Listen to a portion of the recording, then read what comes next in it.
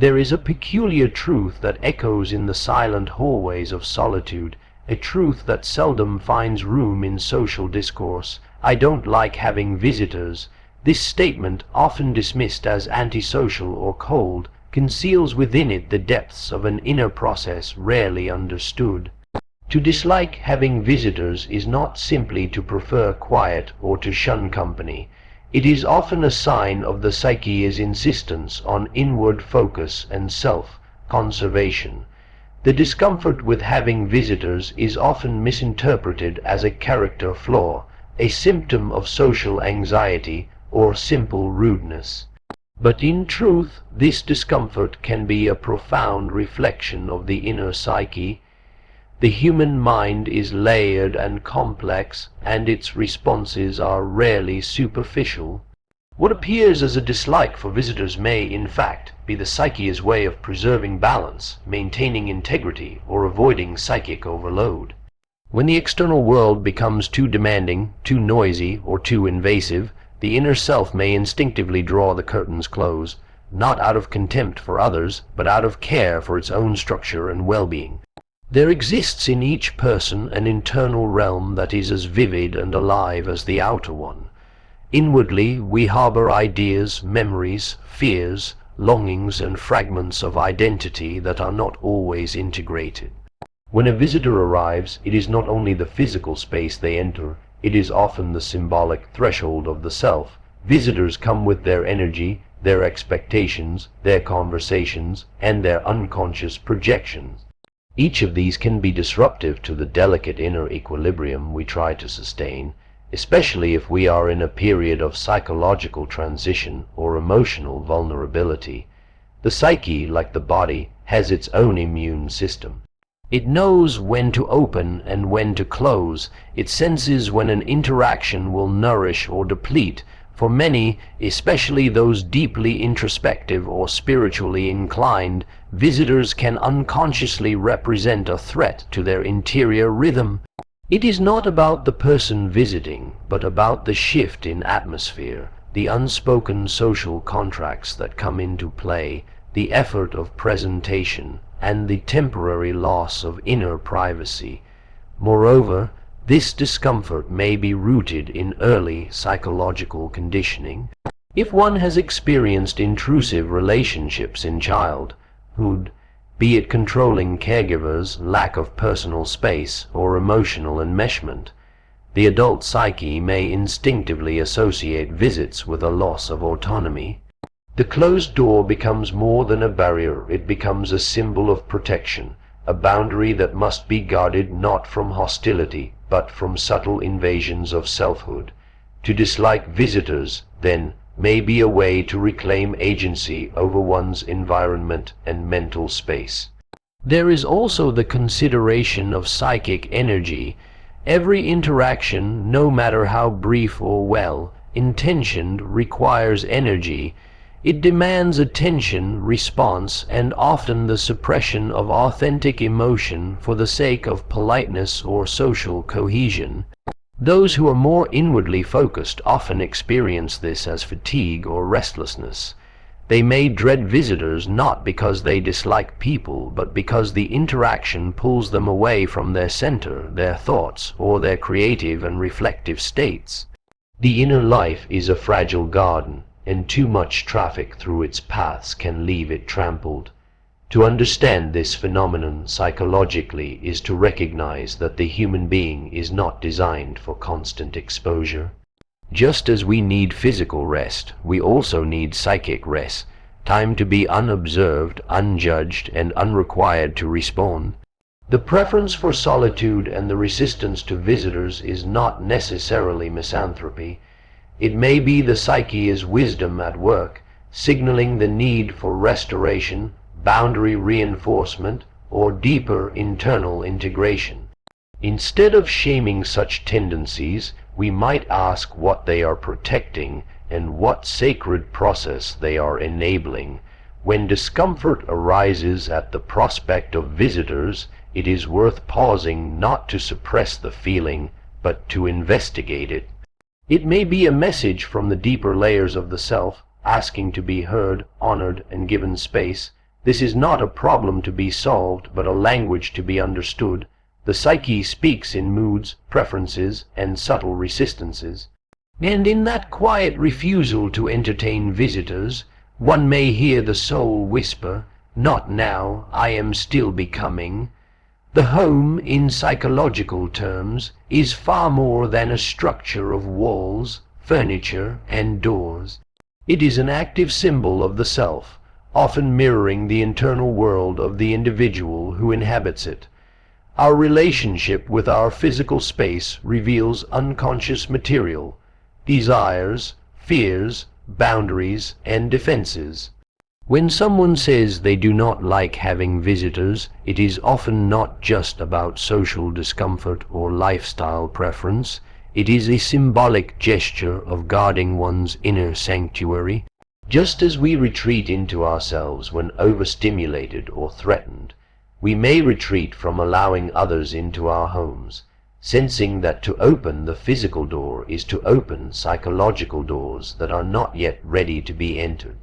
Each room within a house can be seen as representing parts of the psyche. The living room may reflect the persona, the part of us we are willing to share with the world, curated, presentable, orderly. The bedroom represents intimacy and vulnerability, while the basement may store what we repress or do not want to deal with, much like the unconscious. When a visitor enters, even if only in the outermost areas of the home, it can disturb these internal compartments, even if symbolically. People who are sensitive to energy or deeply tuned into their own psychological rhythms may feel these disruptions intensely. The anxiety they feel when someone enters their space is not irrational. It is the body's and psyche's attempt to maintain inner order. Many individuals, especially those going through a period of deep psychological transformation, often become more protective of their physical spaces. They begin to recognize that the energy they allow into their homes directly affects their mental and emotional states. The home becomes a container for self-reflection, healing, and spiritual development. In such periods, visitors, even well-meaning ones, can introduce dissonance, distraction, or superficial interaction that pulls one away from the inner process. Just as a temple requires quiet for communion, the home of someone in psychological integration demands stillness. Furthermore, the act of hosting visitors often invokes a certain performance. There is an expectation to be hospitable, to manage impressions, to entertain, or to accommodate. For those deeply invested in authenticity, this expectation can feel burdensome. They may resist the roles unconsciously demanded by social rituals. In essence, they do not want to act when within the confines of their sacred space. The home for them is one of the few places where masks are not required. To introduce visitors into that space is to potentially contaminate the freedom of being as they are, unobserved, unedited, unfiltered. Also, in symbolic terms, the threshold of the home, the front door, is a boundary between the inner and outer worlds. It is the point where the self negotiates its relationship with the collective. If this boundary is repeatedly crossed without care, or if the individual has historically experienced others as invasive or critical, the psyche will react defensively. The dislike of visitors is not then a rejection of others, but a declaration of the importance of boundaries. It is a psychological boundary drawn in physical form. The more one values inner stability, the more conscious they become of who and what they allow to cross that threshold. Understanding the home as a symbolic representation of the self allows for a deeper appreciation of why some resist visitation. They are not simply being private, they are embodying the unconscious need to protect their psychic architecture. The home is a mirror of the soul, and to invite someone in is to share far more than space. It is to grant them proximity to your personal myth, your traumas, your routines, your dreams. For many, that level of intimacy is too precious to be offered casually. And so, their resistance becomes a quiet act of psychological sovereignty. For individuals who possess an inward orientation of consciousness, solitude is not a deficiency but a necessity, a sacred ground upon which their identity stabilizes and flourishes. The statement, "I don't like having visitors," often reflects not an aversion to people, but a recognition of the profound need to protect the inner life from unnecessary stimulation. In such personalities, time alone is not a void to be filled, but a sanctuary where thoughts are cultivated, emotions are processed, and the deeper layers of the self are accessed. Social visits, however well intentioned, may disturb this sanctuary, disrupting an internal dialogue that is far more essential than the casual conversations external visitors offer.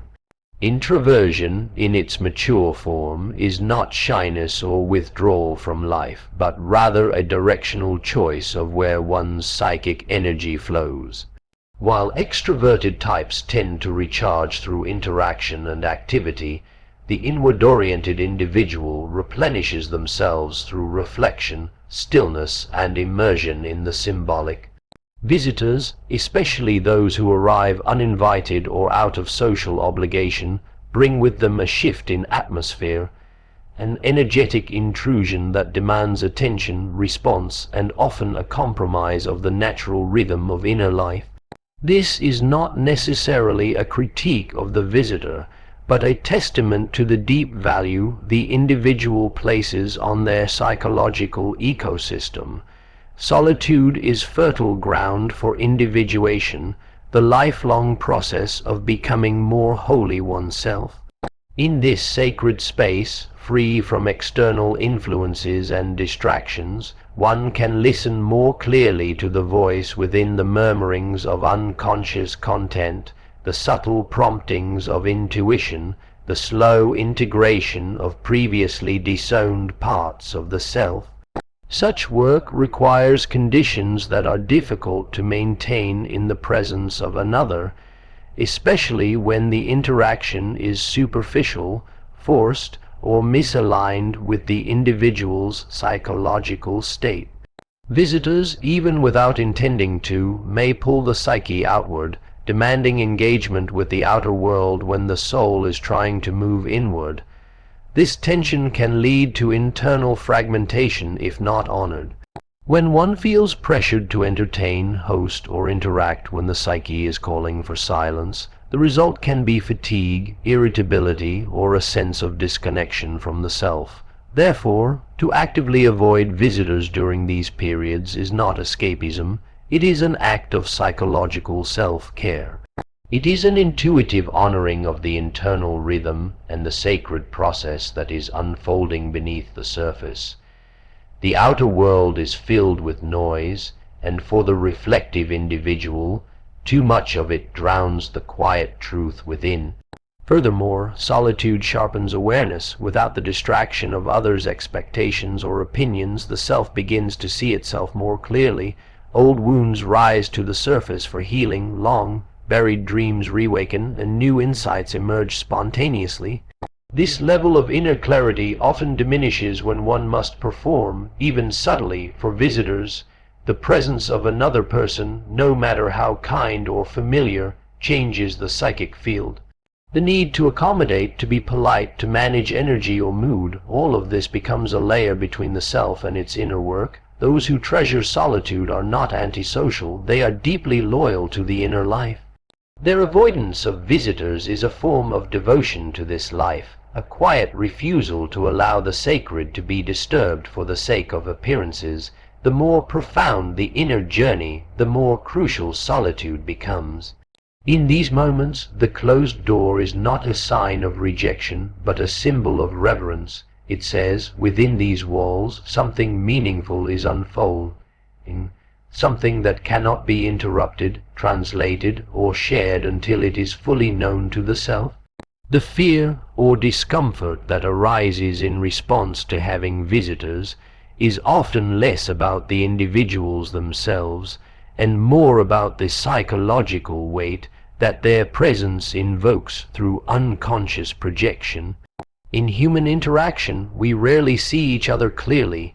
Instead, we view others and are viewed by them through a lens distorted by personal history, inner wounds, unfulfilled desires, and shadow material. A visitor does not arrive alone. They come accompanied by a field of psychic expectations, assumptions, and emotional baggage, much of which is projected onto the host. For someone attuned to their inner world, this can create a subtle but profound sense of psychological intrusion. Projection is a natural function of the human psyche. We cast onto others what we have not yet made conscious within ourselves. These projections may be positive or negative, admiration, suspicion, envy, authority, or need. The person receiving the projection becomes a canvas for another's unresolved material. For someone who is deeply introspective, sensitive, or committed to inner clarity, becoming the object of projection, especially within the intimate setting of one's home, can be experienced as deeply unsettling. It creates a pressure to conform, to play a role, or to respond to something that does not belong to them. The home, which should serve as a refuge of authenticity, suddenly becomes a stage for psychological drama. Moreover, the host is not immune to projecting either. Visitors may activate parts of the host's unconscious that are normally kept at bay, old emotional responses, discomforts, insecurities, or roles learned in early family dynamics. For instance, someone might find themselves becoming overly accommodating, performing politeness, or repressing irritation simply because the presence of a visitor triggers a subconscious need to please or to avoid conflict. These subtle shifts may go unnoticed on the surface, but to the attuned psyche, they are exhausting and even disorienting. Thus, what may seem like a simple visit becomes a complex psychological negotiation that disrupts inner equilibrium. The fear, then, is not irrational. It is rooted in the desire to avoid misrepresentation and self-alienation. The individual who avoids visitors often carries a strong drive toward authenticity and self-integration. They sense, perhaps without being able to articulate it, that the presence of others can provoke a temporary loss of self-connection. In the company of someone who sees them not as they are, but as a projection of their own needs or ideas, the host may feel invisible, distorted, or required to perform a version of themselves that feels false. This creates a quiet but persistent psychic tension. Additionally, the domestic space is one of the few places where the self can truly rest without external mirrors. In the presence of others, especially in the confined and symbolically charged space of the home, the mirrors multiply. Every word, gesture, or silence is reflected back, judged, or misread. For someone on a journey of psychological individuation, this external mirroring can interfere with the inner process. It becomes harder to hear the internal voice when surrounded by the noise of projected identities. Avoiding visitors in this context is not avoidance of relationship, but protection of truth. To fear being misread is to care deeply about being known authentically. The reluctance to receive visitors may reflect a soul that refuses to be reduced, simplified, or absorbed into another's image. It is the psyche's way of preserving clarity, of maintaining a sacred boundary between the self and the collective unconscious of others. Rather than pathologizing this preference, it deserves to be understood as an act of subtle psychological discernment, a defense not against people, but against distortion. It is, ultimately, a call to protect the sanctity of one's own evolving truth. The discomfort associated with having visitors often has less to do with people themselves and more to do with boundaries, specifically the psychological necessity of maintaining clear, healthy separations between the self and the other. In a society that often praises openness, availability, and constant connection, the importance of psychological boundaries is frequently misunderstood or dismissed. Yet, for many individuals, particularly those on a path of self-exploration and emotional healing, Boundaries are not optional luxuries, they are essential structures that safeguard the integrity of the self. The aversion to receiving visitors is frequently an intuitive response to the potential blurring of these internal lines. When someone enters a physical space, they are also entering an energetic and emotional field. This can be deeply unsettling for someone who values solitude, privacy, and inner stillness. The presence of another, even when the interaction is pleasant, introduces a new set of emotional frequencies, expectations, and subtle demands.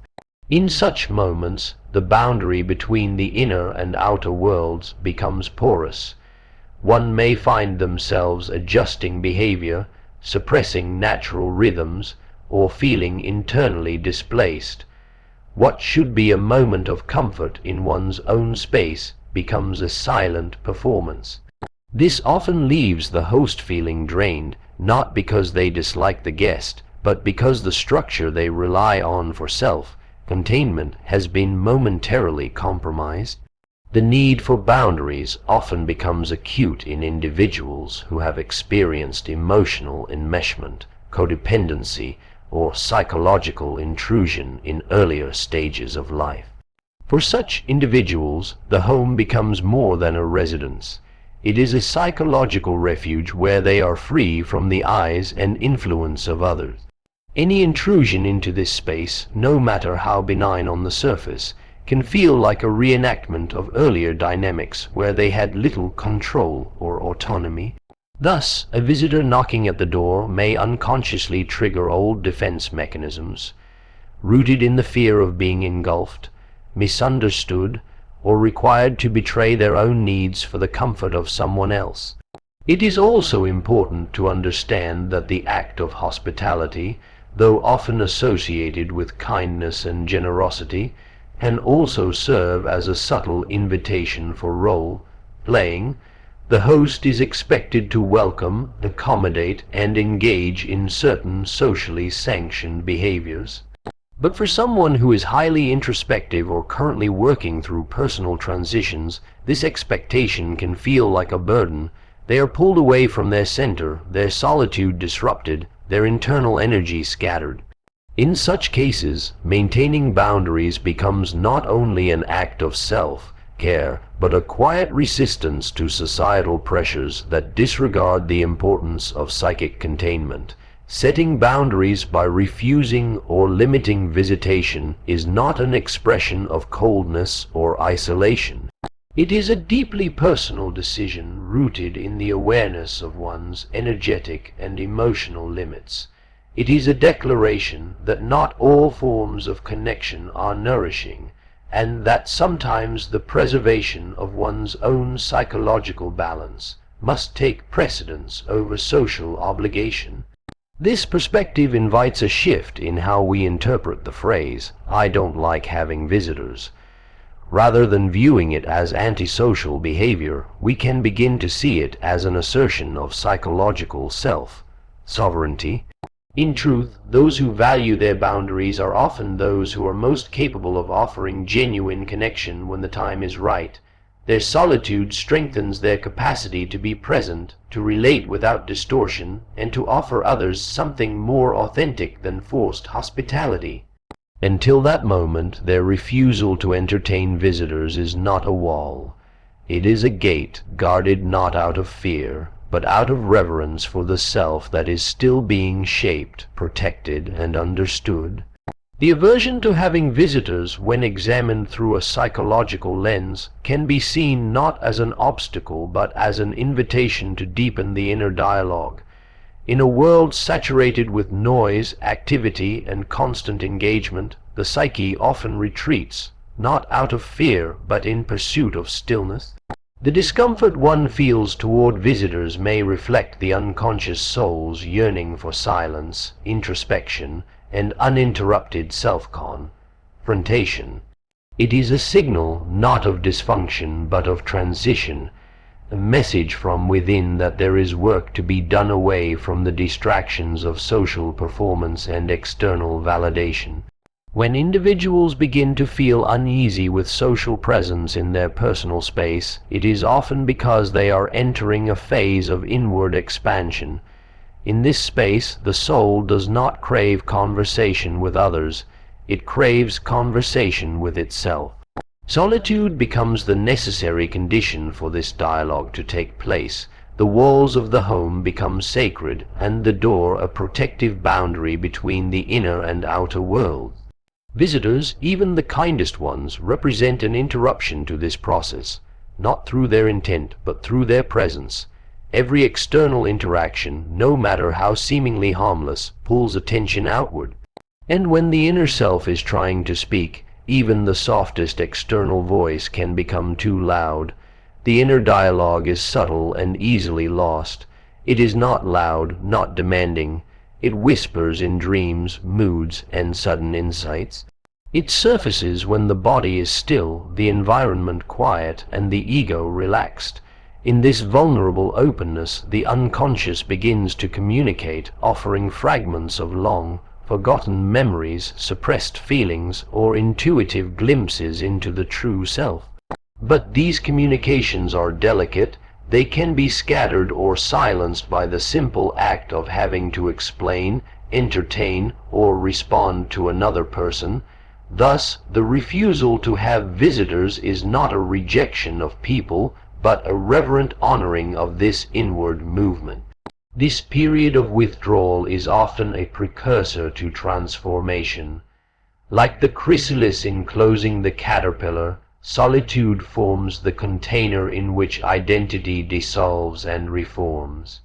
The individual may not consciously realize it, but their resistance to social interaction often accompanies a restructuring of values, beliefs, and self-understanding.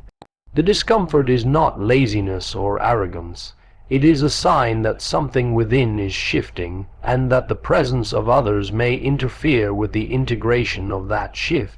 It is not until this inner work reaches a certain threshold of clarity that the individual may again feel called to emerge and re-engage. In this sense, the avoidance of visitors becomes a psychological necessity. It is the psyche's way of drawing a protective circle around its own evolution. During these times, solitude is not a prison. It is a sanctuary, and the quiet that fills it is not empty. It is alive with meaning. The person who closes the door to others is not hiding from life, but listening more closely to it from within. The visitor, with their questions, observations, and presence, can unintentionally drown out what the soul is only beginning to hear. Rather than judging or resisting this inward pull, one should embrace it with curiosity and respect. What truth is trying to emerge in the silence? What parts of the self are surfacing now that space has been cleared? To honor this phase is to honor the inner life itself. Eventually, when the time is right and the self feels whole again, the door may open, not because it must, but because the one behind it has something true to offer. Until then, the silence of an unopened door is not a barrier to connection, but a bridge to authenticity.